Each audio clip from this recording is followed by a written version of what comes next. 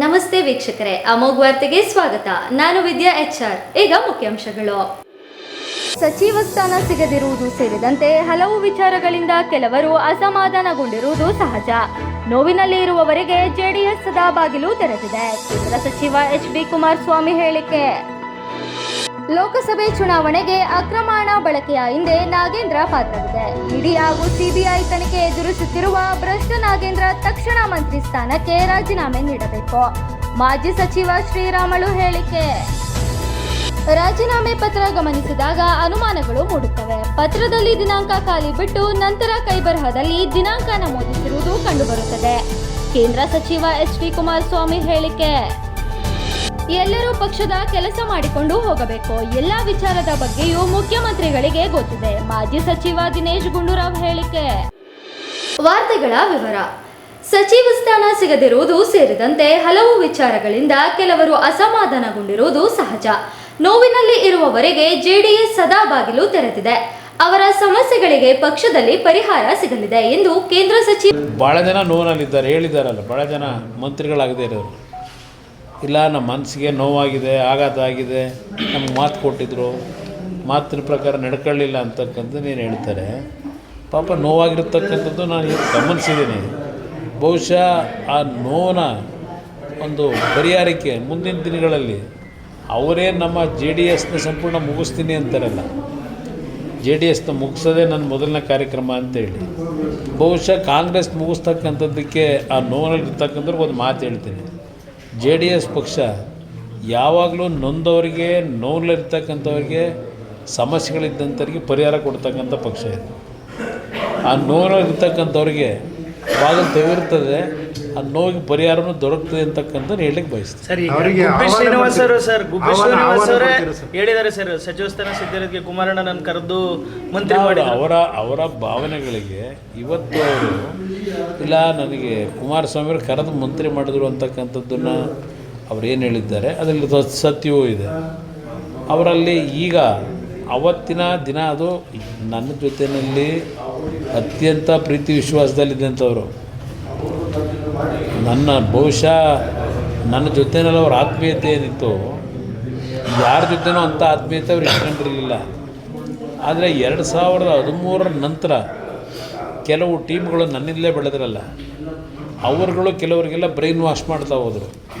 ನನ್ನ ಬಗ್ಗೆ ಭಾಳ ಆತ್ಮೀಯತೆ ಇದ್ದಂಥವ್ರ ಬಗ್ಗೆ ಅಂಥವ್ರನ್ನ ಕೂರಿಸ್ಕೊಂಡು ಬ್ರೈನ್ ವಾಶ್ ಮಾಡಿ ನನ್ನ ಬಗ್ಗೆ ಕೆಲವು ಅವರಲ್ಲಿ ತಪ್ಪು ಭಾವನೆ ಕಲ್ಪಿಸ್ತಕ್ಕಂಥದ್ದಕ್ಕೇನು ಪ್ರಯತ್ನ ಪಟ್ಟರು. ಆದ್ದರಿಂದ ಈ ರೀತಿ ನನ್ನನ್ನು ಪ್ರೀತಿಸ್ತಕ್ಕಂಥವ್ರು ಕೆಲವು ಬಾರಿ ಸ್ವಲ್ಪ ಆ ಒಂದು ನನ್ನಿಂದ ಬೆಳೆದಂಥವ್ರು, ಕೆಲವು ನನ್ನಿಂದ ಬೆಳೆದ್ರು ಅಂತ ಹೇಳಲ್ಲ, ನನ್ನ ಜೊತೆಯಲ್ಲಿ ಸಹಪಾಠಿಗಳಾಗಿದ್ದರು. ಅವರು ಯಾವ ರೀತಿ ನನ್ನ ಸಹಪಾಠಿಗಳಾಗಿ ಏನೇನಾಗಿದೆ ಅದು ಬೇಡ, ಈಗ ಅದರ ಅವಶ್ಯಕತೆ ಇಲ್ಲ ನನಗೆ. ಆದರೆ ನನ್ನ ಬಗ್ಗೆ ಪ್ರೀತಿ ವಿಶ್ವಾಸ ಇದ್ದಂಥವರ ಮೈಂಡ್ನ ಹಾಳು ಮಾಡಿದ್ದಾರೆ. ಅದು ಈಗ ಒಂದೊಂದು ಹೊರಗೆ ಬರುತ್ತೆ, ಮುಂದಕ್ಕೂ ಬರುತ್ತೆ. ಸರ್, ಅವರೆಲ್ಲರಿಗೂ ನಿಮ್ಮ JDS ಪಕ್ಷದಲ್ಲಿ ಬಾಗಿಲು ತೆಗೆದಿದೆ, ಆಹ್ವಾನ ನೀಡಿದೆ. ನನಗೆ ಬಾಗಿಲು ತೆಗೆದಿದೆ ಅನ್ನೋದಕ್ಕಿಂತ ಹೆಚ್ಚಾಗಿ ಇವತ್ತು ರಾಜ್ಯ ಹೋಗ್ತಾ ಇರ್ತಕ್ಕಂಥ ಪರಿಸ್ಥಿತಿ ಇದೆಯಲ್ಲ, ಈ ರಾಜ್ಯದಲ್ಲಿ ಇಂಥ ಒಂದು ಪರಿಸ್ಥಿತಿಯನ್ನು ನಾವು ಹೋಗಲಾಡಿಸಿ ಜನಸಾಮಾನ್ಯರ ಬದುಕಿಗೆ ಸರ್ಕಾರ ಒಳ್ಳೆಯ ಕೆಲಸ ಮಾಡ್ತಕ್ಕಂಥ ಒಂದು ಪರಿಸ್ಥಿತಿಗಳು ಬರಬೇಕಿಲ್ಲ ಈ ರಾಜ್ಯದಲ್ಲಿ. ಆ ಹಿನ್ನೆಲೆಯಲ್ಲಿ ಮುಂದಿನ ದಿನಗಳಲ್ಲಿ ಒಂದು ಉತ್ತಮವಾದಂಥ ಜನಪರವಾದಂಥ ತೀರ್ಮಾನ ಮಾಡ್ತಕ್ಕಂಥದ್ದಕ್ಕೆ ಒಂದು ಶಕ್ತಿ ಏನು ಬೆಳಿಬೇಕಲ್ಲ, ಆ ಹಿನ್ನೆಲೆಯಲ್ಲಿ ಇವತ್ತು ಎಲ್ಲ ರೀತಿ ಸಹಕಾರ ಕೊಡ್ತಕ್ಕಂಥದ್ದು ಮುಕ್ತವಾದ ಮನಸ್ಸಿನಿಂದ ಇರ್ತಕ್ಕಂಥವ್ರಿಗೆ ಆಹ್ವಾನ ಕೊಡ್ಲಿಕ್ಕೆ ತಯಾರಿದೆ. ಸಚಿವ ನಾಗೇಂದ್ರ ಅವರು ವಾಲ್ಮೀಕಿ ನಿಗಮದ ಕೋಟಿ ಹಣವನ್ನು ಲೂಟಿ ಮಾಡಿ ಬಡ ಮಕ್ಕಳ ಸ್ಕಾಲರ್ಶಿಪ್ ಹಾಗೂ ಭವಿಷ್ಯವನ್ನು ಕಸಿದುಕೊಂಡಿದ್ದಾರೆ. ಅಧಿಕಾರಿ ಚಂದ್ರಶೇಖರ್ ಸಾವು ಹಾಗೂ ಲೋಕಸಭೆ ಚುನಾವಣೆಗೆ ಅಕ್ರಮ ಹಣ ಬಳಕೆಯ ಹಿಂದೆ ನಾಗೇಂದ್ರ ಪಾತ್ರವಿದೆ.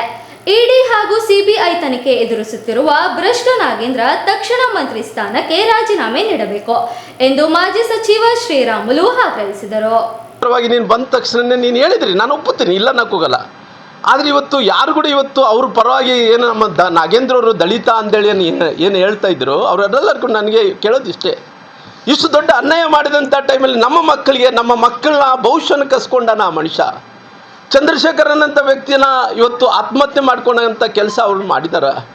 ಸಾಕಷ್ಟು ಮಂದಿ ಮಕ್ಕಳು ಇವತ್ತು ಉನ್ನತ ಶಿಕ್ಷಣವನ್ನು ಸಿಗಲಾರ್ದಂತೆ ಮಕ್ಕಳೆಲ್ಲರೂ ಕೂಡ ಇವತ್ತು ವಿದೇಶದಿಂದ ವಾಪಸ್ ಬರ್ತಾ ಇದ್ದಾರೆ. ಯಾಕಂದರೆ ಅವ್ರಿಗೆ ಉನ್ನತ ಅವ್ರಿಗೆ ಏನು ಗೌರವಧನ ಕೊಡಲಾರ್ದಂತೆ. ಸಾಕಷ್ಟು ಮಂದಿ ಮಕ್ಕಳು ಇವತ್ತು ಸ್ಕಾಲರ್ಶಿಪ್ ಇಲ್ಲಾರ್ದಂತೆ ಕಣ್ಣೀರು ಹಾಕ್ತಾ ಇದ್ದಾರೆ. ಇವತ್ತು ಸಾಕಷ್ಟು ಮಂದಿ ಮಕ್ಕಳನ್ನ ಶಾಲೆಗಳಿಂದ ವಾಪಸ್ ಕಳಿಸ್ತಾ ಇದ್ದಾರೆ.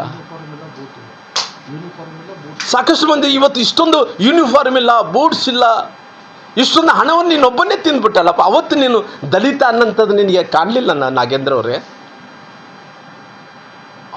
ನಿನಗೆ ಈ ಸುಮ್ಮನೆ ನೀನು ಇವತ್ತು ನನಗೆ ದಲಿತ ಅಂದಿದ್ದಕ್ಕೋಸ್ಕರವಾಗಿ ಯಾರು ಸಹಿಸೋಕ್ಕಾಗಲ್ಲ ಅಂತೇಳಿ ತಾವು ಏನು ಹೇಳಿಕೆಯನ್ನು ಕೊಡ್ತಾ ಇದ್ರು. ನಾನು ಕೇಳೋದಿಷ್ಟೇ, ಅವತ್ತು ನಿನಗೆ ಅನಿಸಿಲ್ಲೇನಪ್ಪ, ನಿನ್ಗೆ ಯಾವುದೇ ರೀತಿಯಲ್ಲಿ ಕೂಡ ಅನಿಸಿಲ್ಲನ? ಈ ಸಮುದಾಯದ ಮಕ್ಕಳು, ಬಡ ಮಕ್ಕಳು ಈ ಸಮುದಾಯದಲ್ಲಿ ಓದ್ಕೋಬೇಕಾದಂಥ ಭವಿಷ್ಯ ಕಟ್ಟಕ್ಕೆ ಹೋದ ಆ ಭವಿಷ್ಯನೇ ಕಸ್ಕೊಂಡ್ರಲ್ಲ ನಾಗೇಂದ್ರವ್ರೆ. ನೀವು ಅವ್ರ ಭವಿಷ್ಯವನ್ನು ಕಸ್ಕೊಂಡ್ರಿ. ಯಾರೋ ಹೆಣ್ಣು ಮಕ್ಕಳು ಬೀದಿ ಬದಿ ವ್ಯಾಪಾರಸ್ಥರು ಬದುಕಬೇಕಾದಂಥ ಹಣವನ್ನು ಕಸ್ಕೊಂಡ್ರಲ್ಲ ನಾಗೇಂದ್ರವ್ರೆ. ನಕಲಿ ಖಾತೆಗಳಲ್ಲಿ ನೀವು ಎಲ್ಲೆಲ್ಲ ವರ್ಗಾವಣೆ ಮಾಡಿಕೊಂಡು ಎಲ್ಲಿ ಲೋಕಸಭೆ ಚುನಾವಣೆ ತಾವು ಬಳಕೆ ಮಾಡಿಕೊಂಡ್ರಿ. ಬಂಗಾರ ಅಂಗಡಿಗಳಿಗೆ, ಎಕ್ಸೈಸ್ ಅಂಗಡಿಗಳಿಗೆ, ಎಲ್ಲಿ ಬೇಕಾದರೂ ಕೂಡ ಯಾರ ಹಣ ರೀ? ಅದೆಲ್ಲಗಳು ದಲಿತರ ಹಣ ಅಲ್ಲೇನ್ರಿ ನಾಗೇಂದ್ರವ್ರೆ? ಎಷ್ಟು ಮಂದಿ ಬಡವರನ್ನೇ ಹೊಟ್ಟೆ ಹೊಡೆದು, ಎಷ್ಟು ಮಂದಿ ಮಕ್ಕಳನ್ನು ಇವತ್ತು ಅವ್ರ ಜೀವನವನ್ನು ಕಸ್ಕೊಂಡು ಅವ್ರಿಗೆ ಶಿಕ್ಷಣ ಇಲ್ಲಾರ್ದಂತೆ ಮಾಡಿ ಅವತ್ತು ನಿಮಗೆ ಏನನ್ನು ಅನಿಸಿದ್ರಿಗಿನ ಖಂಡಿತವಾಗಿ ಇವತ್ತು ನಿನ್ನ ಒಪ್ಕೊತಾ ಇದ್ದೆ. ನಾನು ಖಂಡಿತವಾಗಿ ನಿನ್ನೊಬ್ಬ ದಲಿತ ನಾಯಕಪ್ಪ ಅಂತೇಳಿ ಒಪ್ಕೊತಾ ಇದ್ದೆ. ಇವತ್ತು ಇಷ್ಟು ಮಂದಿಗೆ ಮೋಸ ಮಾಡಿ ಇವತ್ತು ಪುನಃ ಅವ್ರು ಏನೋ ಹೇಳಿದಾರೆ ಅಂತೇಳಿ ಈ ರೀತಿ ಹೇಳಿಕೆಯನ್ನು ಕೊಟ್ಟಿದ್ದೀರಲ್ಲ, ಅವತ್ತು ನೀನು ಯೋಚನೆಯನ್ನು ಮಾಡಬೇಕಾಗಿತ್ತು. ಮಾಡಿದ್ದೆ ಅವಪ್ಪ. ಅವತ್ತು ನಮ್ಮ ಬಡವ್ರ ಮಕ್ಕಳ ಸಲುವಾಗಿ ನಾಗೇಂದ್ರ ಅವ್ರು ನಿಂತರು ಮಂತ್ರಿ ಆದಂಥ ಟೈಮಲ್ಲಿ ಮಕ್ಕಳಿಗೆ ಶಿಕ್ಷಣವನ್ನು ಕೊಟ್ಟಿದ್ದಾರೆ. ಮಕ್ಕಳಿಗೆ ಉನ್ನತ ಶಿಕ್ಷಣಕ್ಕೆ ಹೋಗ್ಬೇಕಂದ್ರೆ ಅವ್ರು ಪ್ರೋತ್ಸಾಹನ ಕೊಟ್ಟಿದ್ದಾನ.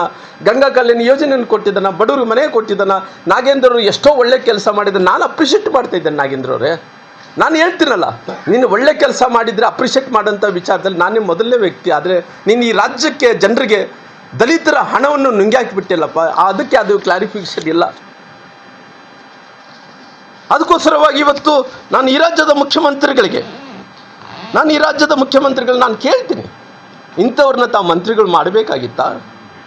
ಭ್ರಷ್ಟರನ್ನ ತಾವು ಮಂತ್ರಿಗಳು ಮಾಡಬೇಕಾಗಿತ್ತಾ? ಅವ್ರು ಏನೋ ಪುಣ್ಯಕ್ಕೆ ಇವತ್ತು ಎಲ್ಲ ಕೋರ್ಟು ಅವ್ರನ್ನ ಬಳ್ಳಾರಿಗೆ ಹೋಗ್ಲಿಕ್ಕೆ ಪರ್ಮಿಷನ್ ಕೊಟ್ಟಿದ್ದಾರೆ. ಇವತ್ತು ಬಳ್ಳಾರಿಗೆ ಬರ್ತಾ ಇದ್ದಾನ. ಅಕಸ್ಮಾತ್ ಕೋರ್ಟಲ್ಲಿ ನಾಳೆ ಬಳ್ಳಾರಿಗೆ ಬರಬಾರ್ದು ಅಂತೇಳಿ ಆದೇಶವನ್ನು ಕೊಟ್ಟಂಥ ಟೈಮಲ್ಲಿ ನಮ್ಮ ಬಳ್ಳಾರಿ ಪರಿಸ್ಥಿತಿ ಏನು?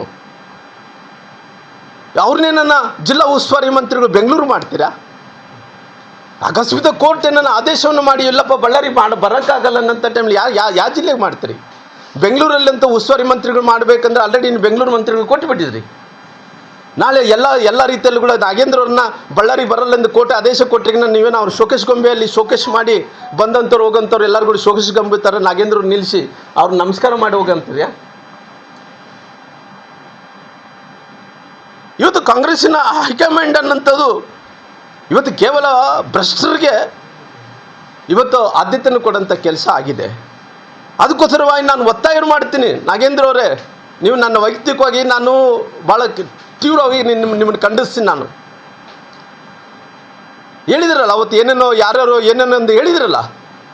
ನಾಗೇಂದ್ರ ಅವರೇ, ತಾವು ನೈತಿಕತೆ ಇದ್ದರೆ, ಈ ದಲಿತರ ಬಗ್ಗೆ ನಿನ್ನ ಗೌರವ ಇದ್ದರೆ, ದಲಿತರ ಹಣವನ್ನು ತಗೊಂಡು ಇವತ್ತು ಪುನಃ ಮಂತ್ರಿ ಸ್ಥಾನವನ್ನು ಪಡ್ಕೊಂಡಿದ್ರಲ್ಲ, ನಿನ್ನ ಆತ್ಮಸಾಕ್ಷಿದ್ರಿಗಿನ ನೀವು ಕೂಡಲೇ ರಾಜೀನಾಮೆಯನ್ನು ಕೊಡಬೇಕನ್ನಂತ ಒತ್ತಾಯ ಮಾಡ್ತೀನಿ ನಾನು.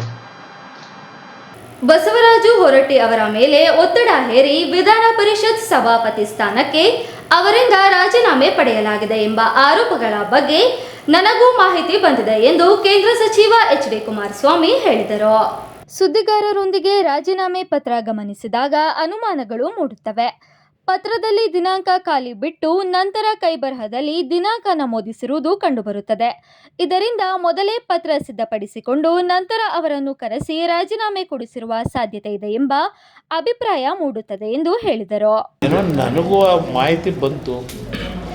ನಾರಾಯಣ ಸ್ವಾಮಿಯವರು ಏನು ಹೇಳಿದ್ದಾರೆ, ಮೊನ್ನೆ ಬಹುಶಃ ನೀವು ಫೋಟೋಗಳು ಹಾಕಿದ್ದೀರಿ.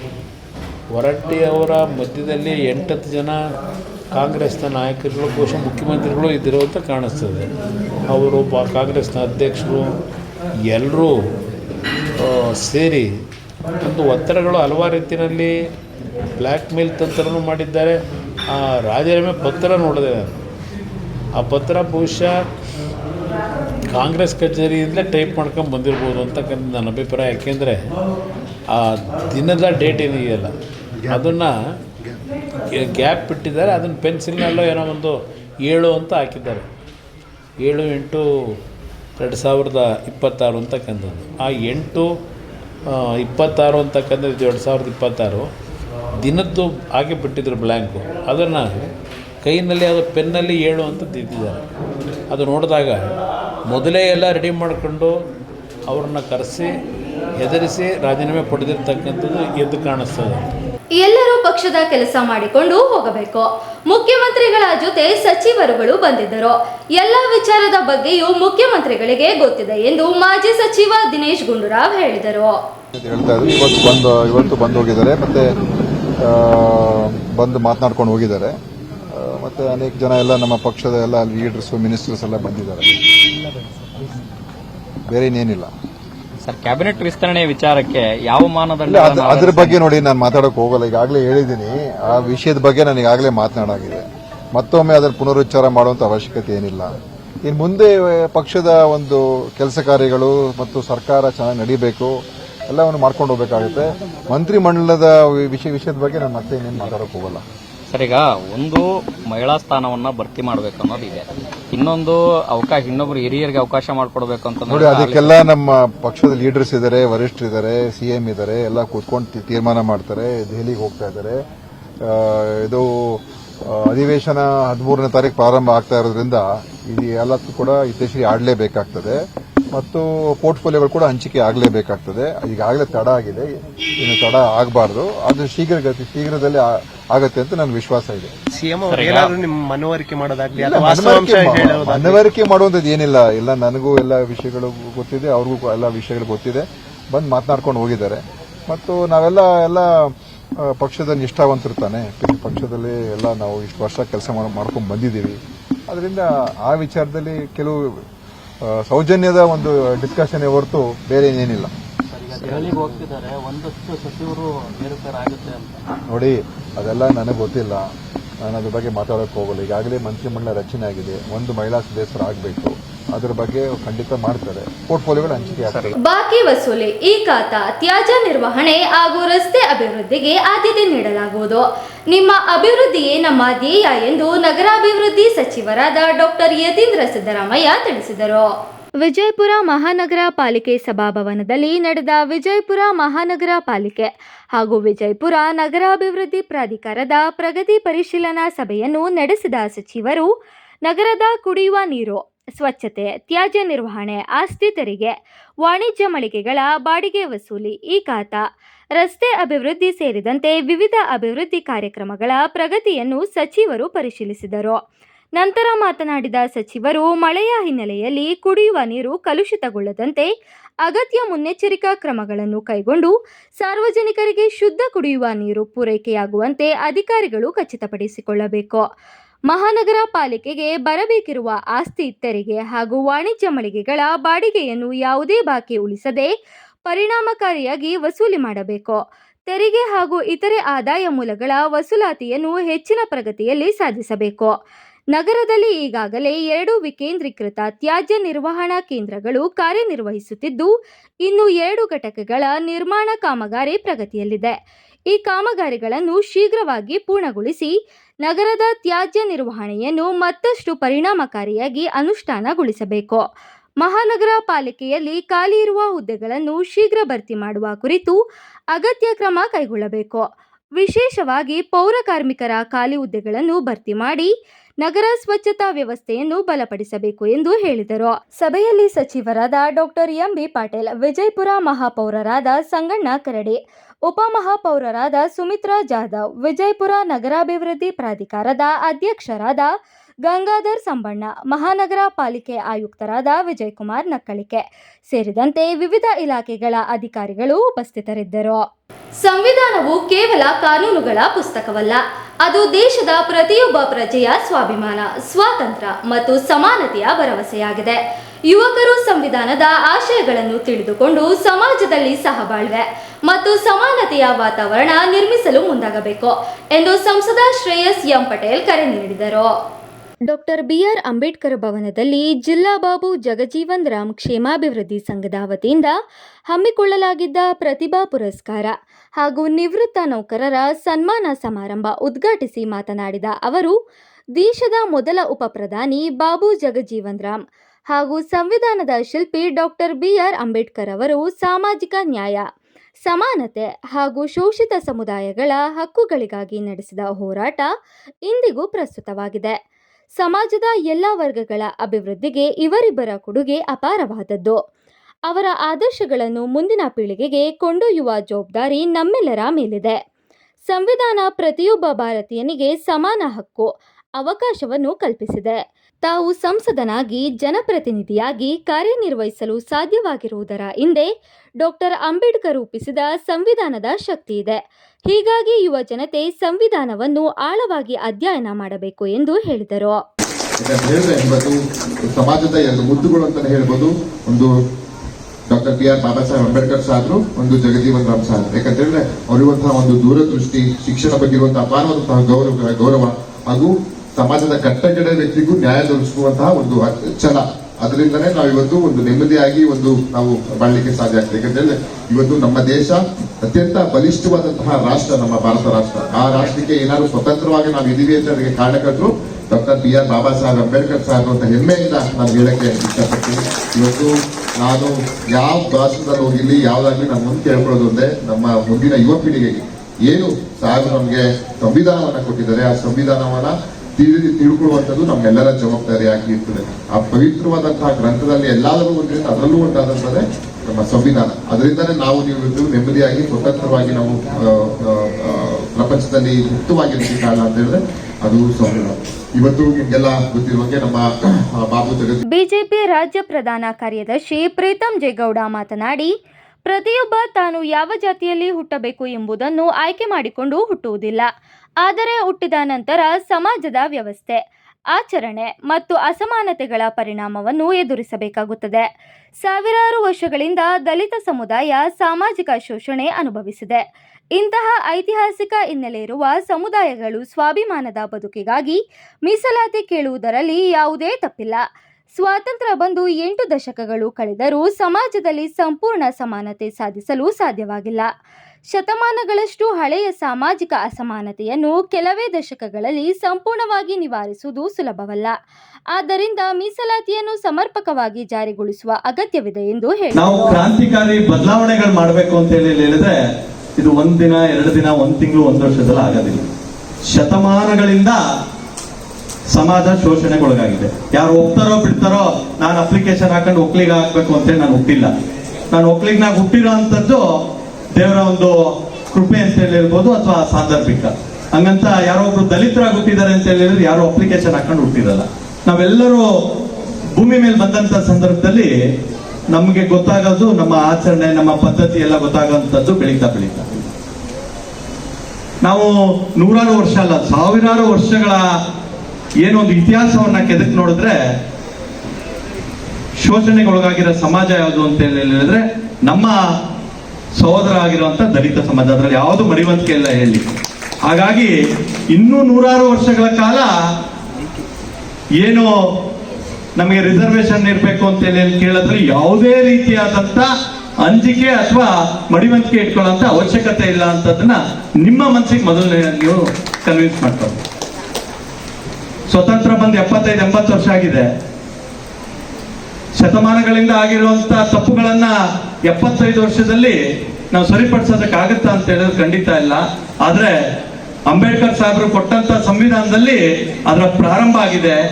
ಆ ಪ್ರಾರಂಭಕ್ಕೆ ಶಕ್ತಿ ತುಂಬುವಂತ ವ್ಯಕ್ತಿಗಳು ಯಾರು ಅಂತ ಹೇಳಿದ್ರೆ ವೇದಿಕೆ ಮೇಲೆ ಇರುವಂತವ್ರು, ಮತ್ತೆ ಮುಂದಿನ ದಿನಗಳಲ್ಲಿ ಯಾರು ವೇದಿಕೆ ಮೇಲೆ ಬರುವಂತ ಶಕ್ತಿಯನ್ನು ಇಟ್ಕೊಂಡಿರುವಂತ ಯುವ ಸಮೂಹ ಅಂತ ಹೇಳಿ. ಈ ಸಂದರ್ಭದಲ್ಲಿ Bhaskar Prasad, Basavaraju, Kanchamaranahalli Lakshmikanth, Arun Kumar, Vatsala Kumaraswamy, Theertha Prasad, G Yashodhar, BL Shivanna, KP Suresh, Somashekhar, GS Chandravathi, R Rangaraju, ವಕೀಲ ಮಾಳಪ್ಪ ಸೇರಿದಂತೆ ಇತರರು ಉಪಸ್ಥಿತರಿದ್ದರು. ಇದೀಗ ಜಾಹೀರಾತು. ಅಜ್ಜಿಯ ಅಡುಗೆ ಅವಳ ಕೈ ರುಚಿಯೊಳಗೆ. ನಿಮ್ಮ ಮನೆ ಅಡುಗೆಗೆ ನೈಜ ರುಚಿ ಬೇಕಾದರೆ ಕಲ್ಪ ತೆಂಗಿನೆಣ್ಣೆ, ನನ್ನ ಆರೋಗ್ಯ, ಸೌಂದರ್ಯ ಮತ್ತು ಶಕ್ತಿಯ ರಹಸ್ಯ ಕಲ್ಪ ತೆಂಗಿನೆಣ್ಣೆ. ಪ್ರತಿ ಹನಿಯಲ್ಲೂ ಶುದ್ಧತೆಯನ್ನು ಅನುಭವಿಸಿ. ಕಲ್ಪ ತೆಂಗಿನೆಣ್ಣೆ, ಇದು ಕ್ಯಾಂಪ್ಕೋ ಉತ್ಪನ್ನ. ಏಕೆಗಳು ವಜ್ರಾಭರಣಗಳೊಂದಿಗೆ ಬಂದರೆ ಹೇಗಿರುತ್ತದೆ? BMW X1 24 ಕ್ಯಾರೆಟ್ ಚಿನ್ನದ ಬಾರ್ ಮತ್ತು ವಜ್ರಾಭರಣದ ಖರೀದಿಯ ಮೇಕಿಂಗ್ ಚಾರ್ಜ್ ನ ಮೇಲೆ 100% ರಿಯಾಯಿತಿ. ನಿಜವಾಗಿ ಇವೆಲ್ಲವೂ ಸಾಧ್ಯವೇ? ಈ ಎಲ್ಲಾ ಕನಸುಗಳನ್ನು Bhima brilliance diamond jewellery festival ನೊಂದಿಗೆ ನನಸಾಗಿಸಿಕೊಳ್ಳಿ. ವಜ್ರಾಭರಣಗಳನ್ನು ಭೀಮಾ ಮಳಿಗೆಯಲ್ಲಿ ಖರೀದಿಸಿ. ಆಕರ್ಷಕ ವಿಜಯ್ ಸಿಲ್ವರ್ ಪ್ಯಾಲೇಸ್, ಬೆಳ್ಳಿಯ ಆಭರಣಗಳ ಮತ್ತು ಬೆಳ್ಳಿ ವಸ್ತುಗಳ ಎಕ್ಸ್ಕ್ಲೂಸಿವ್ ಶೋರೂಮ್. ಮೊಟ್ಟ ಮೊದಲ ಪ್ರತ್ಯೇಕ ಬೆಳ್ಳಿ ಆಭರಣಗಳ ಭಂಡಾರ ವಿಜಯ್ ಸಿಲ್ವರ್ ಪ್ಯಾಲೇಸ್. ನಮ್ಮಲ್ಲಿ ಎಲ್ಲ ಮಾದರಿಯ 92.5 ಹಾಲ್ಮಾರ್ಕ್ನ ಬೆಳ್ಳಿಯ ಆಭರಣಗಳು ದೊರೆಯುತ್ತವೆ. ಗೋಲ್ಡ್ ಪ್ಲೇಟೆಡ್ ಆಂಟಿಕ್ ನೆಕ್ಲೆಸ್ಗಳು, ಜುಮುಕಿಗಳು, ಸೊಂಟದ ಡಾಬುಗಳು, ಟೆಂಪಲ್ ಡಿಸೈನ್ ಬಳೆಗಳು, ತೋಡುಬಂದಿಗಳು, ಎಮರಾಲ್ಡ್ ವಸ್ತುಗಳು, ಪ್ರತಿನಿತ್ಯ ಹೊಸ ಹೊಸ ಡಿಸೈನ್ಗಳು ಇಲ್ಲಿ ಲಭ್ಯವಿದೆ. ದೇವರ ವಿಗ್ರಹಗಳು, ಬೆಳ್ಳಿಯ ದೀಪಗಳು, ಬೆಳ್ಳಿ ತಟ್ಟೆ, ಬೆಳ್ಳಿ ಚೊಂಬು, ಪೂಜಾ ಸಾಮಗ್ರಿಗಳು, ಬೆಳ್ಳಿಯ ದೇವರ ಮಂಟಪಗಳು ದೊರೆಯುತ್ತವೆ. Vijay silver palace, Subhash square, Devigere circle, Hassan. Contact 9060133333.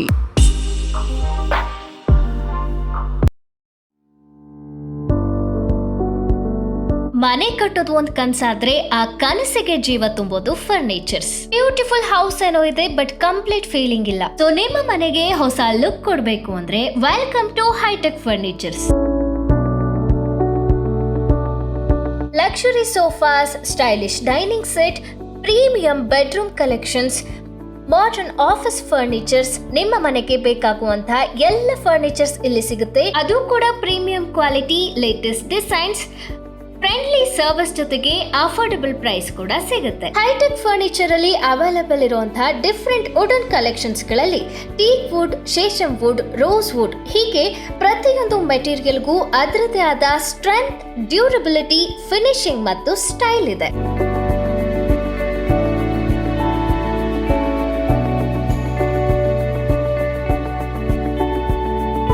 ಪ್ರತಿ ಮನೆಯ ಕನಸಿಗೂ ಪ್ರತಿ ಬಜೆಟ್ಗೂ ಸರಿಯಾದ ಫರ್ನಿಚರ್ ಒಂದೇ ಸ್ಥಳದಲ್ಲಿ. ಹೈಟೆಕ್ ಫರ್ನಿಚರ್, ನಿಮ್ಮ ಮನೆಗೆ ಸ್ಟೈಲ್, ಫ್ಯಾಮಿಲಿಗೆ comfort. JM orchid, Ramanathapura bypass road, Bharat petrol bunk ಎದುರು, ಅರ್ಕಲಗೂಡು. ಮೂರ್ನಾಡ್, ಹಾಸನ್, ಗೋಣಿಕೊಪ್ಪ, ಯಲವಾಲ, ಕನಕಪುರ, ರಾಮನಗರ, ಮಂಡ್ಯ, ಬೆಂಗಳೂರು, ದ್ವಾರಕಾ, ಕಲ್ಪೆಟ್ಟದಲ್ಲಿ ಬ್ರಾಂಚಸ್ಗಳಿದೆ. So visit your nearest showroom. ನಮ್ಮ ಕರ್ನಾಟಕ ರಾಜ್ಯದಲ್ಲಿ ಕಳೆದ ವರ್ಷದ ನೀಟ್ ಮತ್ತು IIT JEE ಪರೀಕ್ಷೆಯಲ್ಲಿ ಸಾವಿರಾರು ಉಚಿತ ಮೆಡಿಕಲ್ ಹಾಗೂ IIT ಸೀಟ್ಗಳನ್ನು ನೀಡಿರುವ ನಮ್ಮ ಹೆಮ್ಮೆಯ ಎಕ್ಸೆಲ್ ಅಕಾಡೆಮಿಕ್ಸ್ ವಿದ್ಯಾಸಂಸ್ಥೆಯಾಗಿದೆ. ಒಂದು ವರ್ಷದ ಲಾಂಗ್ ಟರ್ಮ್ ನೀಟ್, CET ಮತ್ತು IIT JEE ದಾಖಲಾತಿ ಪ್ರಾರಂಭವಾಗಿದೆ. ಮೆಡಿಕಲ್ ಅಂದರೆ ಎಕ್ಸೆಲ್, ಎಕ್ಸೆಲ್ ಅಂದ್ರೆ ಮೆಡಿಕಲ್. ನಮ್ಮ ಕರ್ನಾಟಕ ರಾಜ್ಯದಲ್ಲಿ ಕಳೆದ ವರ್ಷದ ನೀಟ್ ಮತ್ತು IIT JEE ಪರೀಕ್ಷೆಯಲ್ಲಿ ಸಾವಿರಾರು ಉಚಿತ ಮೆಡಿಕಲ್ ಹಾಗೂ IIT ಸೀಟ್ಗಳನ್ನು ನೀಡಿರುವ ನಮ್ಮ ಹೆಮ್ಮೆಯ ಎಕ್ಸೆಲ್ ಅಕಾಡೆಮಿಕ್ಸ್ ವಿದ್ಯಾಸಂಸ್ಥೆಯಾಗಿದೆ. ಒಂದು ವರ್ಷದ ಲಾಂಗ್ ಟರ್ಮ್ ನೀಟ್, CET ಮತ್ತು IIT JEE ದಾಖಲಾತಿ ಪ್ರಾರಂಭವಾಗಿದೆ. ಮೆಡಿಕಲ್ ಅಂದರೆ ಎಕ್ಸೆಲ್, ಎಕ್ಸೆಲ್ ಅಂದ್ರೆ ಮೆಡಿಕಲ್. ನಮ್ಮ ಕರ್ನಾಟಕ ರಾಜ್ಯದಲ್ಲಿ ಕಳೆದ ವರ್ಷದ ನೀಟ್ ಮತ್ತು IIT JEE ಪರೀಕ್ಷೆಯಲ್ಲಿ ಸಾವಿರಾರು ಉಚಿತ ಮೆಡಿಕಲ್ ಹಾಗೂ IIT ಸೀಟ್ಗಳನ್ನು ನೀಡಿರುವ ನಮ್ಮ ಹೆಮ್ಮೆಯ ಎಕ್ಸೆಲ್ ಅಕಾಡೆಮಿಕ್ಸ್ ವಿದ್ಯಾಸಂಸ್ಥೆಯಾಗಿದೆ. ಒಂದು ವರ್ಷದ ಲಾಂಗ್ ಟರ್ಮ್ ನೀಟ್, CET ಮತ್ತು IIT JEE ದಾಖಲಾತಿ ಪ್ರಾರಂಭವಾಗಿದೆ. ಮೆಡಿಕಲ್ ಅಂದರೆ ಎಕ್ಸೆಲ್, ಎಕ್ಸೆಲ್ ಅಂದ್ರೆ ಮೆಡಿಕಲ್. ಮತ್ತೊಮ್ಮೆ ಅಮೋಘ ವಾರ್ತೆಗೆ ಸ್ವಾಗತ. ಮಲೆಮಹದೇಶ್ವರ ಬೆಟ್ಟ ಪೊಲೀಸ್ ಠಾಣೆ ವ್ಯಾಪ್ತಿಯ ಪೊನ್ನಾಚಿ ಅರಣ್ಯ ವಲಯದಲ್ಲಿ ಆನೆ ದಾಳಿಗೆ ಸಿಲುಕಿ ಫಾರೆಸ್ಟ್ ವಾಚರ್ ಮೃತಪಟ್ಟಿರುವ ಘಟನೆ ನಡೆದಿದೆ. ಚಾಮರಾಜನಗರ ಜಿಲ್ಲೆಯ ಹನೂರು ತಾಲೂಕಿನ ಮಲೆಮಹದೇಶ್ವರ ಬೆಟ್ಟದ ಹುಲಿಗೂಡು ಗ್ರಾಮದ 48 ವರ್ಷದ ಮಹದೇವಸ್ವಾಮಿ ಮೃತಪಟ್ಟ ದುರ್ದೈವಿ. ಮಲೆಮಹದೇಶ್ವರ ಅರಣ್ಯ ವ್ಯಾಪ್ತಿಯಲ್ಲಿ ಫಾರೆಸ್ಟ್ ವಾಚರ್ ಆಗಿ ಕರ್ತವ್ಯ ನಿರ್ವಹಿಸುತ್ತಿದ್ದರು. ಶನಿವಾರ ತಡರಾತ್ರಿ ಪೊನ್ನಾಚಿ ಅರಣ್ಯ ವಲಯದ ಹುಣಸೆ ಬಯಲು ಅರಣ್ಯ ಪ್ರದೇಶದಲ್ಲಿ ಕರ್ತವ್ಯ ನಿರ್ವಹಿಸುತ್ತಿದ್ದ ವೇಳೆ ಆನೆ ದಾಳಿಗೆ ಒಳಗಾಗಿ ಮಹದೇವಸ್ವಾಮಿ ಮೃತಪಟ್ಟಿದ್ದಾರೆ ಎನ್ನಲಾಗಿದೆ. ಘಟನೆಯ ಮಾಹಿತಿ ತಿಳಿಯುತ್ತಿದ್ದಂತೆ ಅರಣ್ಯ ಇಲಾಖೆಯ ಅಧಿಕಾರಿಗಳು ಹಾಗೂ ಸಿಬ್ಬಂದಿ ಮತ್ತು ಮಲೆಮಹದೇಶ್ವರ ಬೆಟ್ಟ ಪೊಲೀಸ್ ಠಾಣೆಯ ಪೊಲೀಸರು ಸ್ಥಳಕ್ಕೆ ಭೇಟಿ ನೀಡಿ ಪರಿಶೀಲನೆ ನಡೆಸಿದರು. ಬಳಿಕ ಮೃತದೇಹವನ್ನು ಕೊಳ್ಳೇಗಾಲ ಸರ್ಕಾರಿ ಆಸ್ಪತ್ರೆಗೆ ರವಾನಿಸಲಾಗಿದೆ. ಘಟನೆಗೆ ಸಂಬಂಧಿಸಿದಂತೆ ಪೊಲೀಸರು ಹಾಗೂ ಅರಣ್ಯ ಇಲಾಖೆಯ ಅಧಿಕಾರಿಗಳು ಹೆಚ್ಚಿನ ಪರಿಶೀಲನೆ ನಡೆಸುತ್ತಿದ್ದಾರೆ. ಬೇಲೂರು ತಾಲೂಕು ಕಾರ್ಯನಿರತ ಪತ್ರಕರ್ತರ ಸಂಘ ಈಗಾಗಲೇ ಸುಂದರ ಕಟ್ಟಡವನ್ನು ಹೊಂದಿದೆ. ಭವನದ ಮೇಲಂತಸ್ತಿನ ಸಭಾಂಗಣಕ್ಕೆ ರು. 5 ಲಕ್ಷ ನೀಡಲಾಗುತ್ತಿದೆ ಎಂದು ಬೇಲೂರು ಶಾಸಕ HK ಸುರೇಶ್ ಹೇಳಿದರು. ತಾಲೂಕು ಪತ್ರಕರ್ತರ ಸಂಘದಿಂದ ಹಮ್ಮಿಕೊಂಡ ಮಾಧ್ಯಮ ದಿನಾಚರಣೆ ಸಂದರ್ಭದಲ್ಲಿ ಸಾಧಕರಿಗೆ ಅಭಿನಂದನೆ ಸಲ್ಲಿಸಿ ಮಾತನಾಡಿದ ಅವರು, ಕಳೆದ 4 ದಶಕಗಳಿಂದ ಬೇಲೂರು ಪತ್ರಕರ್ತರ ಸಂಘ ಸಕ್ರಿಯ ಚಟುವಟಿಕೆಗಳನ್ನು ನಡೆಸುತ್ತಾ ಜನಮುಖಿಯಾಗಿ ಕೆಲಸ ಮಾಡುತ್ತಿರುವ ಭವನಕ್ಕೆ ಹಣವನ್ನು ನೀಡುವ ಭರವಸೆ ನೀಡಿದ ಅವರು, ಪ್ರಜಾಪ್ರಭುತ್ವದ ಗಟ್ಟಿತನಕ್ಕೆ ಪ್ರತಿಕಾರಂಗ ಅತ್ಯಂತ ಮಹತ್ವಪೂರ್ಣ ವಹಿಸುವ ಹಿನ್ನೆಲೆಯಲ್ಲಿ ಪತ್ರಕರ್ತರ ಹಿತಕ್ಕಾಗಿ ಸದಾ ಕೆಲಸ ಮಾಡುವ ಇಂಗಿತವನ್ನು ವ್ಯಕ್ತಪಡಿಸಿ ಅವರು ನಿಮ್ಮಿಂದ ಸಮಾಜ ಸದೃಢವಾಗಬೇಕಿದೆ. ತಾವು ಯಾವುದೇ ಮುಲಾಜಿಲ್ಲದೆ ವರದಿಗಳನ್ನು ಪ್ರಕಟಿಸಬೇಕು ಎಂದು ಹೇಳಿದರು. ಕರ್ನಾಟಕ ಕಾರ್ಯನಿರತ ಪತ್ರಕರ್ತರ ಸಂಘದ ರಾಜ್ಯ ಉಪಾಧ್ಯಕ್ಷ HB ಮದನ್ ಗೌಡ ಮಾತನಾಡಿ, ಇತ್ತೀಚಿನ ಪತ್ರಿಕಾ ರಂಗ ಶರವೇಗ, ಸಾಮಾಜಿಕ ಜಾಲತಾಣದ ಅಬ್ಬರಗಳು, ದೃಶ್ಯ ಮಾಧ್ಯಮಗಳ ಕೂಗಾಟ, ಡಿಜಿಟಲ್ ಕ್ರಾಂತಿಯಲ್ಲಿ AI ತಂತ್ರಜ್ಞಾನ ನಿಜಕ್ಕೂ ಇಂದಿನ ಪತ್ರಿಕಾ ರಂಗಕ್ಕೆ ಸವಾಲಾಗಿ ಕಾಡುತ್ತಿರುವ ನಿಜಕ್ಕೂ ಶೋಚನೀಯ. ಇಂತಹ ಸಂದರ್ಭದಲ್ಲಿ ಪತ್ರಕರ್ತರ ಪಾತ್ರ ಅತ್ಯಂತ ಜವಾಬ್ದಾರಿಯಾಗಿದೆ. ಆದರೆ ಇತ್ತೀಚಿನ ಕೆಲ ಪತ್ರಕರ್ತರು ಶೋಕಿಗೋಸ್ಕರ ಇಂತಹ ರಂಗವನ್ನು ದುರ್ಬಳಕೆ ಮಾಡಿಕೊಳ್ಳುತ್ತಿದ್ದಾರೆ. ಹಾಸನ ಜಿಲ್ಲಾ ಪತ್ರಕರ್ತರ ಸಂಘದ ಅಧ್ಯಕ್ಷ GR ಕೆಂಚೇಗೌಡ, ಅಮೋಘ್ ವಾಹಿನಿಯ ಮುಖ್ಯಸ್ಥರಾದ KPS ಪ್ರಮೋದ್, ಮಾಜಿ ಸಚಿವ ಶಿವರಾಮ್, ಉದ್ಯಮಿ ಗ್ರಾನಿಟ್ ರಾಜಶೇಖರ್, ರವಿನಾ ಕಲಗೂಡು, ಶ್ರೀನಿಧಿ, ಪುರಸಭಾ ಅಧ್ಯಕ್ಷ ಅಕ್ರಮ್ ಶರೀಫ್, ಅಧ್ಯಕ್ಷ BB ಶಿವರಾಮ್, ತಹಶೀಲ್ದಾರ್ ಶ್ರೀಧರ್ ಕಂಕನವಾಡಿ, CPI ರೇವಣ್ಣ, ಸೌಮ್ಯ ಆನಂದ್ ಸೇರಿದಂತೆ ಇನ್ನು ಮುಂತಾದವರು ಹಾಜರಾಗಿದ್ದರು. ಕನ್ನಡ ನಾಡಿಗೆ ತಮ್ಮ ಅದ್ಭುತ ಕಂಠಸಿರಿ ಮೂಲಕ ಸಾವಿರಾರು ಕನ್ನಡ ಗೀತೆ ಹಾಡುವ ಮುಖಾಂತರ ಸಾಹಿತ್ಯ, ಸಂಗೀತ ಹಾಗೂ ಚಲನಚಿತ್ರ ಕ್ಷೇತ್ರಕ್ಕೆ ಅಪಾರ ಕೊಡುಗೆ ನೀಡಿ ಕಲಾಪ್ರೇಮಿಗಳ ಮನ ಗೆದ್ದಿದ್ದರು ಎಂದು ಹಿರಿಯ ಪತ್ರಕರ್ತರು ಹಾಗೂ ಮಾಜಿ ಕನ್ನಡ ಸಾಹಿತ್ಯ ಪರಿಷತ್ತು ಜಿಲ್ಲಾಧ್ಯಕ್ಷ ರವಿ ನಾಕಲಗೂಡು ತಿಳಿಸಿದರು. ಬಾನಲ್ಲೂ ನೀನೆ ಭುವಿಯಲ್ಲೂ ನೀನೆ ಎಸ್ ಜಾನಕಿ ಅಮ್ಮನವರ ನುಡಿನಮನ ಕಾರ್ಯಕ್ರಮವನ್ನು ಉದ್ಘಾಟಿಸಿ ಮಾತನಾಡಿದ ಅವರು, ಎಸ್ ಜಾನಕಿ ಅಮ್ಮ ಅವರು 70ರ ದಶಕದಿಂದಲೂ ಗಾಯಕಿಯಾಗಿ ಕನ್ನಡ ಭಾಷೆಯಲ್ಲಿ 50,000ಕ್ಕೂ ಹೆಚ್ಚು ಗೀತೆಗಳನ್ನು ಹಾಡುವ ಮೂಲಕ ನಾಡಿನ ಜನತೆಯನ್ನು ತಮ್ಮ ಇಂಪಾದ ಕಂಠಸಿರಿ ಮೂಲಕ ರಂಜಿಸಿ ಅಪಾರ ಜನಪ್ರಿಯತೆ ಗಳಿಸಿದ್ದಾರೆ.